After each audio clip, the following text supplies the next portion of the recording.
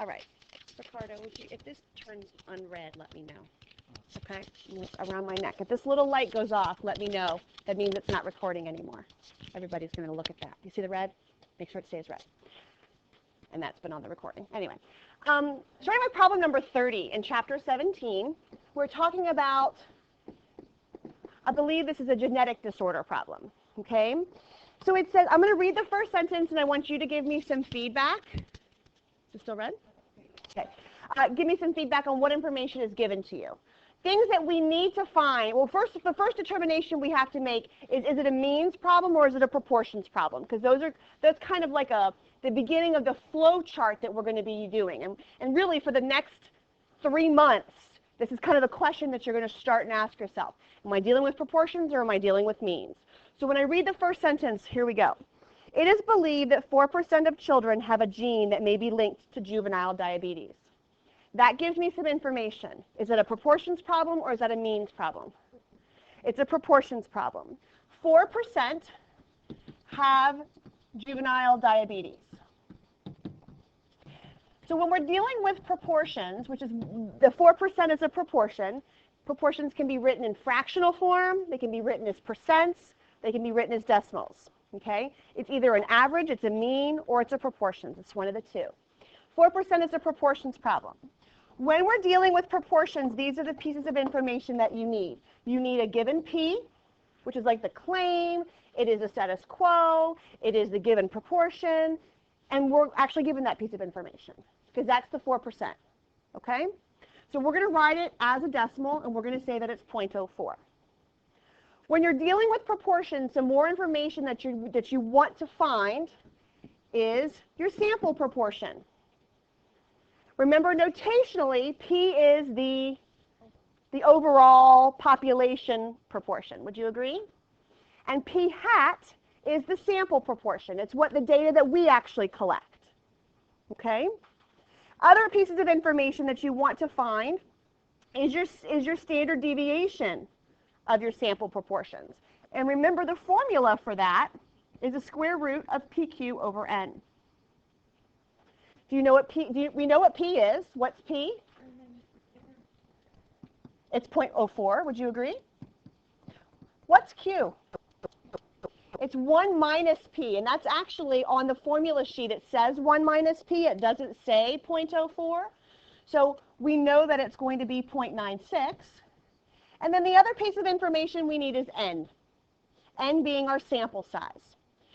So 2 more things that we're going to be looking for as we continue to read the problem is our P hat and our N.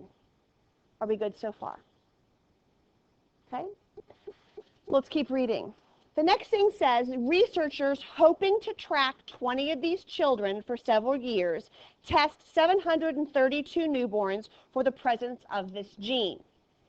So I'm going to write that information over here. They want 20 out of 732, right? That's what the sentence said. Which one of those numbers is P hat? Which one of those numbers is N? Let's start with our sample size. Which one of those 2 numbers is our sample size? 732, okay? Because that's the number of children we're going to physically test to see whether or not they have the gene. Does that make sense? So 732 is going to go down here, so we can figure out our standard deviation fairly quickly. Only after we check our conditions, by the way, which we'll get to in a minute. What's P hat? We want 20 out of 732 to have the gene, don't we? Isn't that our P hat? Isn't that our sample? Isn't that our collection? Out of the 732, we want to make sure, we want to try to find 20 that have the gene. So that's going to be our P hat. Sometimes your P hat is given to you. In a previous problem, in problem 28 that you had to do, it was a seed germination question. You were given that 95% of the seeds germinated. So wasn't that P hat 95.95? So sometimes you're given your P hat, sometimes you have to use the information to write it out. Any questions so far? Okay. So reading the question, we have everything we need in terms of the letters. Now it's a matter of, can I use a normal distribution? We want to be able to say that it's normally distributed with a given mean and our standard deviation of whatever that number is. We want to be able to say that. But we can't say that until we've checked our conditions. Okay? That was weird. So we haven't checked our conditions. So let's do that first. What are the conditions for proportions? Random sample. Why do we pick a random sample? What is randomization helping us do? Huh? Not to reduce bias. A random sample helps us make sure that the sample is representative of the population. The whole idea is when we collect a random sample is we want that sample to represent the population as a whole. Now, our 732 people that are kids that we tested probably weren't random. And it doesn't even say that they were random in the problem. Do you agree? I don't think it said that. But what we're going to have to assume is that those 732 kids are representative of all kids. Okay, that's what we're going to say. It's representative of all kids.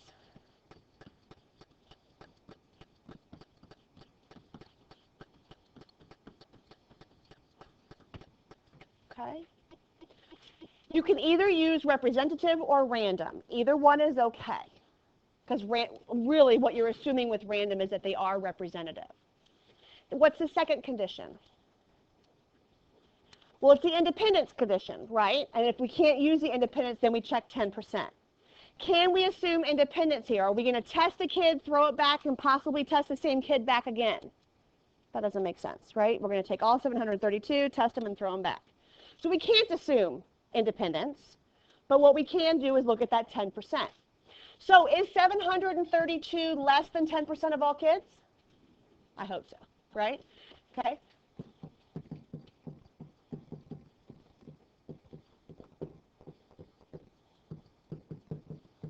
Notice I'm writing everything in context. AP is real big on making sure that you use context, okay? How about number 3? What's the third condition for proportions? Large enough condition, and for proportions, what is that? Nope, that's means. What's 10? What's greater than 10? NP, N times P. Is that greater than or equal to 10? And what's the other one? NQ or N1 minus P, either one. Is that greater than or equal to 10? So we're literally going to be plugging in our numbers here. So what's N again? 732. And then P was 0.04. So what's 4% of 732? We're also going to do 96%, which we know is going to be greater than or equal to 10. Would you agree? What's 4% of 732?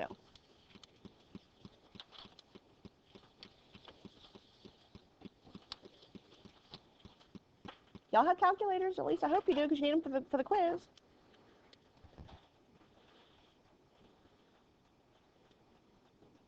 I have 29.28.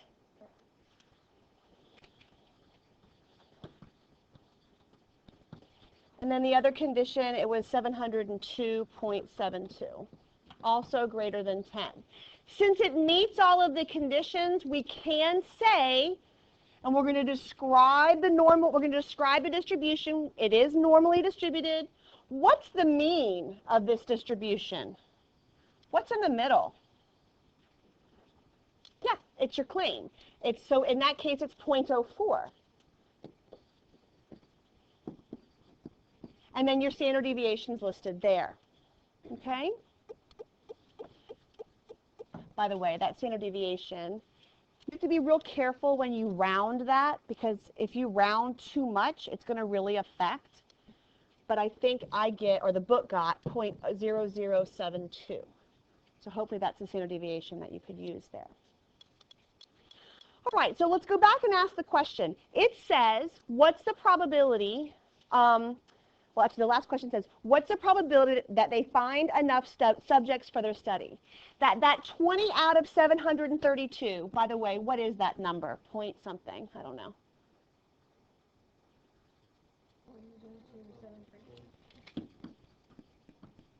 Okay, so 0.02 is on the left. That or more. We want at least 20 subjects. We could have more than 20 out of our 732. So 20 or more means we're looking at here or higher. So this is the curve that we're looking for, and I do want you to draw the curve. Show me what you're doing. And at this point, because it's asking me for a probability, I'm going to say normal CDF.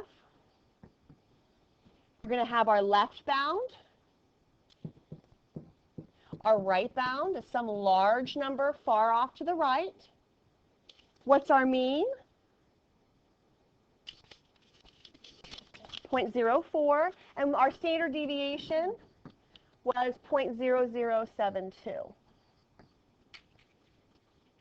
I'm going to pause the recording. I want you to plug this in. Tell me what you get. Because more than half of my normal distribution curve is shaded, the probability should be bigger than 0.5. It's actually 0.96, I believe. Is that correct? Okay. So about 96% likelihood of us getting at least 20 subjects with this genetic disorder in our group of 732. Okay. So what questions do you have about proportions?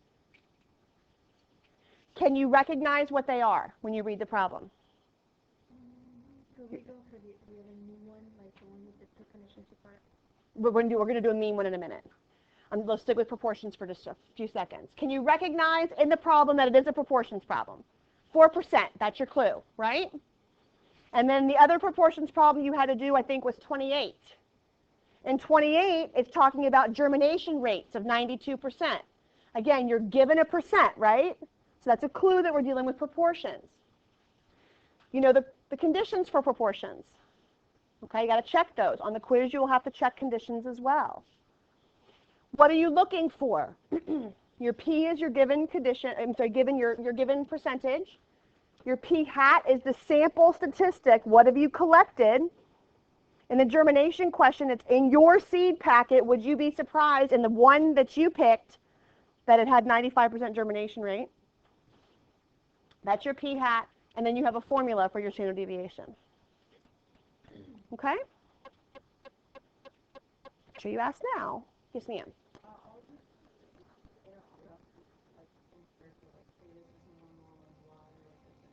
So most of it, there are 8 of the 10 questions on the quiz are multiple choice. Some of the multiple choice questions, it will say things like, can it be described by a normal curve based on the information? And so you'll have answers to pick from based on that. Okay? In other words, does it meet the conditions? Okay, that kind of thing. Okay? There will be 2 short answer questions where you'll have to do a full, just like we just did. Check your conditions, find your information, sketch your curve. So you'll have 2 problems, 1 proportion and 1 mean. I think, well, they might both be mean. I'm not sure, but you'll have 2 to do. Yes? Okay. Will it ever, like, what happens if it doesn't? Okay. I believe problem number 12, one of them didn't meet the conditions. I think it was number 12. I won't give that to you on a quiz, okay? AP, I have not really ever seen it do that, but I wanted you to see. It didn't, number 12, I think it was this one here, they didn't meet NP greater than 10 or something like that. It wasn't big enough. So if you actually looked in the back of the book, it said can't go any further, can't do it because of that, it doesn't meet the conditions. For my purposes, what I would say is it didn't meet this condition, we're going to proceed with caution. Okay? So, and that's a really good question because it might happen in future cases. Remember, for the next 3 months, we're working on this whole unit. This is the beginning of it. You're going to be checking lots and lots of conditions. If it doesn't meet one, just say proceed with caution. Okay? But still do the problem anyway. Most of the time, AP gives you a sentence to say, assume all conditions are met, is most of the time what they ask you to do. All right. Ready to move on to means? Okay. I think I said I wanted to do 43, correct? Yes, 43. So let's look at that one. 43 was the pregnancy question. So again, we're going to ask ourselves, I'm going to read the first couple of sentences, and I want you to make a decision. Is it proportions or is it means? Okay? And let's see if we can make that determination. You okay, Karen? Okay. You have a question for me? Are you sure? Okay. It is assumed the duration of human pregnancies can be described by a normal model with mean 266 days and standard deviation 16 days. So the mean was 266 days and the standard deviation was 16 days. Are we talking about proportions or are we talking about means? I mean, it said the word mean, didn't it? Okay, so now we're in the other branch. Remember, we're looking at, are we talking about proportions or are we talking about means? So the last problem that we did was was proportions. Now we're talking about means. A different set of conditions to check. If I was going to draw my normal distribution, we're going to have 266 days. Okay, in the middle. Let's keep reading. It says, for part A, what percentage of pregnancies should last between 270 and 280 days? Notice I haven't been given a sample size of anything. The central limit theorem, I don't have to do conditions yet. Anytime you're given a sample size, kind of like in the last problem, the sample size was the 732 kids. I haven't been given anything yet. So I'm not worried about my conditions yet. All I'm worried about is it told me it was normal, so I can use the normal CDF, or my normal distribution, and I'm answering the question between 270 and 280. So I'm over here. Make sure that you're always labeling your axes with the numbers you're looking for. Between 270 and 280 is this. So what do? You could absolutely find the z-score and go that route. Not necessary, though. You can plug right into the normal CDF at this point. I'm not saying don't do the z-score because you can still do that, but it's not necessary here. So if we do normal CDF, we're just going to do lower bound, upper bound, mean, and standard deviation. What is the lower bound? 270. What is the upper bound? What's the mean? What's the standard deviation? I don't have to divide it by my sample size because I don't have a sample size. So I don't have to find a new standard deviation yet. I'm just plugging in what I got. As soon as they introduce a sample size to you, then things change. And I think that happens in C. All right, so go ahead and you plug that into your calculator. Tell me what you get.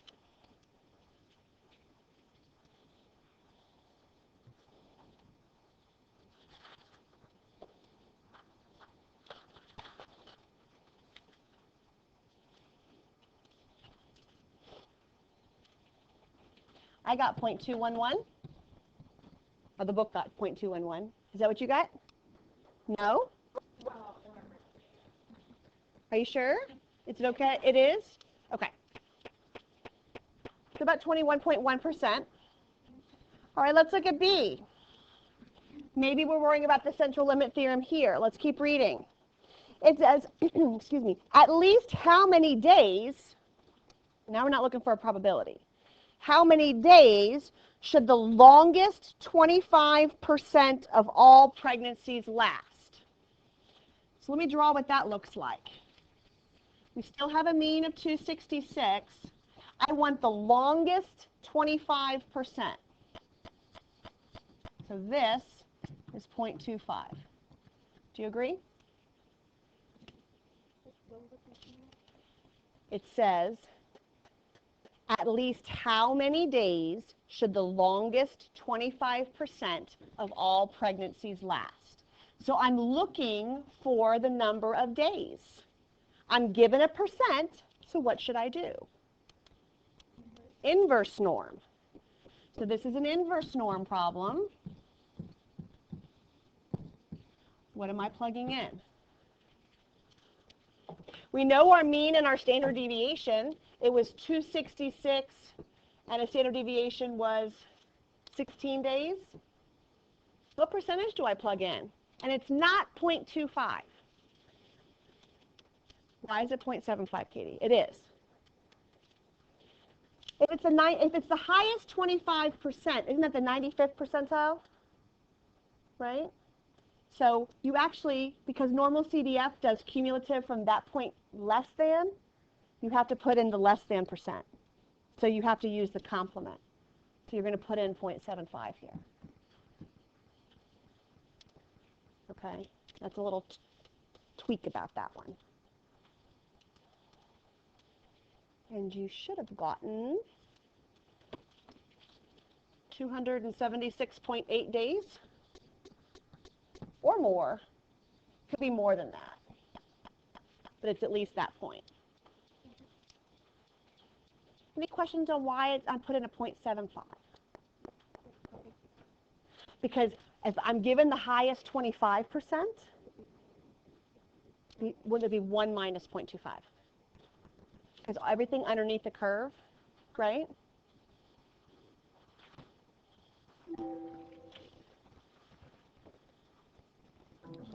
You're fine. We good so far? Again, still nothing been introduced about a sample size. So let's look at C. Same problem. C says, suppose a certain obstetrician is currently providing prenatal care to 60 pregnant women. Ta-da! We have a sample size, don't we? So we have sample size of 60 women. It says, let y hat represent the mean length of their pregnancies, and according to the central limit theorem, what's the distribution of this sample mean? It says, specify the model, mean, and standard deviation. Well, we're hoping it's normal, but in order to be able to do that, don't I have to check the conditions? So let's do that. What are the conditions for means with the central limit theorem? Is it a random sample? Are those 60 women, or is that obstetrician's office selected randomly? No. We're not going to assume random because we know for sure it's not random. It's his 60 women, right? It's his 60 patients. But what can we try to assume that those 60 women do? Represent the population. So we're going to assume that those 60 women are representative of the population.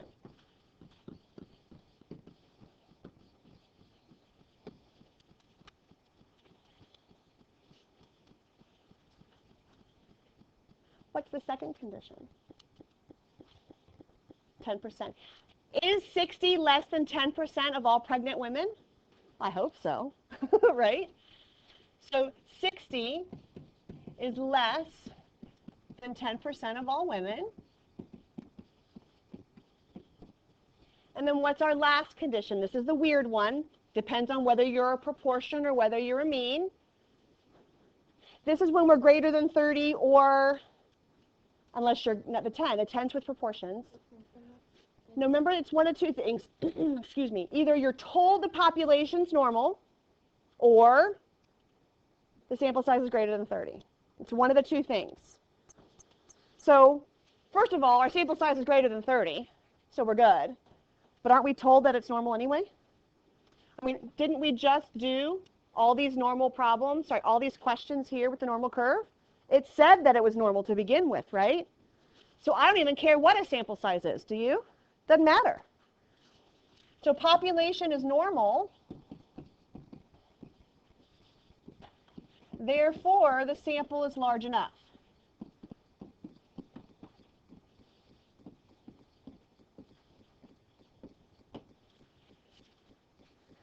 I would still accept if you said that n is greater than 30. That would still be okay, because it is. Because it meets the condition, we can say that it's a normal distribution. What's the mean? 266. What's the standard deviation? 16 divided by the square root of 60. Good job, Boris. That is what they wanted you to write in question C, that and that alone. Check your conditions and write that it was shape, center, spread. It's normally distributed with the mean and a standard deviation of this. That's all you had to do for C.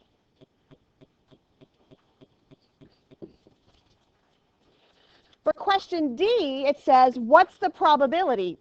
Now I'm going to do normal CDF. So I'm going to draw my curve, put 266 on there.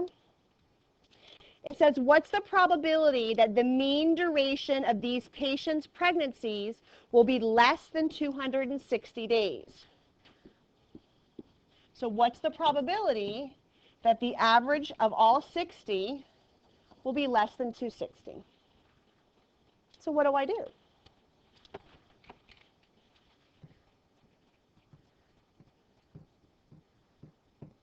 How do I move forward from here? What's the lower bound, Matthew, of my curve here? Yeah, some really small number off to the left. You can type in negative E99. I'm okay with that. Negative 3,000,002, whatever. What's the upper bound, Karen? Good. Not 266. 260, right? And then Josh, the mean? And then the standard deviation, what do you think, Lexi? Yeah. And I'm okay with you just leaving it like that because that shows me that you use the formula rather than give me a rounded answer. Okay? So type that in. Tell me what you get. All right?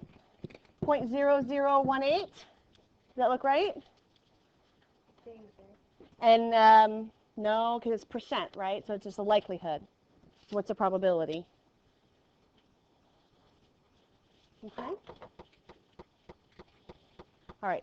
What other questions from the homework do you have that I can help at least guide you? I wanted to make sure we did one percentage problem, one proportions problem and one means problem. So I've at least covered what I wanted to make sure I did. What do you guys want to cover as well? Did you know the 28, like, just different? Just to talk through it. So in question, I'm not going to go through the entire thing on 28 and then we'll look at 53, okay? But I can at least set it up. We know it's a proportions problem. Your given P was 0.92. Your P hat was 0.95. Your N was 160. So you just go through from there. You got to find your standard deviation. It's the square root of 0.92 times 0.08 divided by 160. And then you draw it from there. Or you have 0.92, 0.95, and you go from there. Okay? Does that help? Okay. All right. Last one we'll look at is question 53. April wanted to look at that one. Okay? I'm sorry, Boris? It was given to you in the problem. In this particular problem, it was given to you. It said, in this question, it said, what's a probability that more than 95% of the 160 seeds in your packet will germinate? So from my sample of 160 seeds, what's the likelihood that 95% of that sample will germinate? Because it's of that sample, it's your p hat. It's not the claim of everybody. So you're going to have two probabilities. One that's a claim, the population claim, and one that's based on my sample. When it's based on my sample, it's p hat. Okay? Okay. 53. Let's look at that one. So it's talking about carbon monoxide in question 53. And let's write some information down. It says here that carbon monoxide emissions vary. You're given that the mean is 2.9 grams per mile, and the standard deviation is 0.4 grams per mile. And it says a company has 80 of these cars in its fleet. Let Y hat represent what's a model of the distribution. So if it's asking you for the model, we're hoping that it's normal with the mean of 2.9 and the standard deviation of this. But I can't say that. By the way, any questions on where my standard deviation came from? It's a means problem, right? So that's why we're using that formula. Proportions, you use the square root of PQ over N. I can't do that until I first check my conditions. So I expect that you do that there. I'm not going to do that because you've already done it once, April, okay? But check your conditions for that. For part B, it says estimate the probability, okay? So since it's a normal distribution with a mean of 2.9, it says estimate the probability that y is between 3 and 3.1.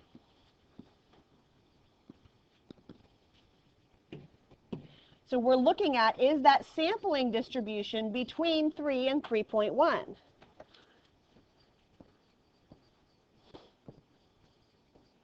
So my lower bound, my upper bound, my mean, what's my standard deviation?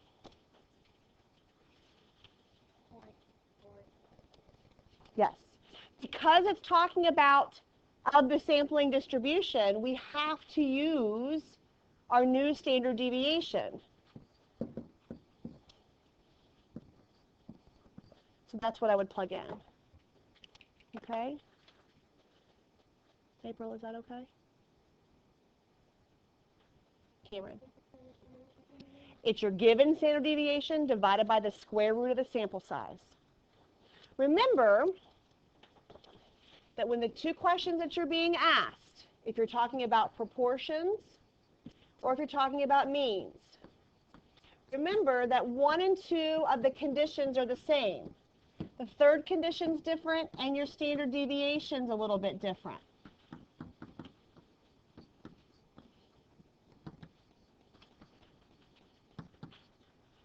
So what's different, depending, are those things. Okay? Figure out what branch you're in. Once you figure out whether you're a proportions branch or a means branch, then you use whatever conditions and formulas go with that particular scenario.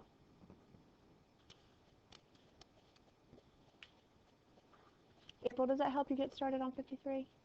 Okay, good. Would you guys like about a couple more minutes to kind of finish up your thoughts on the homework before you turn it in? Okay, I'll give you a couple more minutes, and then we'll take our quiz.